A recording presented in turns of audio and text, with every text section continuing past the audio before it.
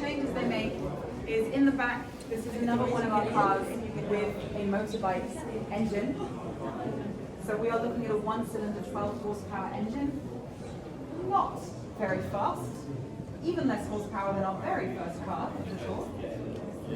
But it is enough that in a car of this size, you can go 85 kilometers an hour. And importantly, that's just enough to get you on the autobahn, you on the motorway, and over into Italy. It's one of the main holiday destinations for this car.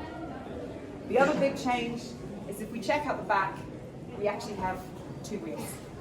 BMW decided to add another wheel, make it a little bit more stable. Unfortunately, there's a huge drawback. The front wheels are really wide, the back wheels are really narrow, so the Germans nicknamed this car Potholes. Any object in the road, you're going to hit with at least one wheel. However, it is quite affectionately remembered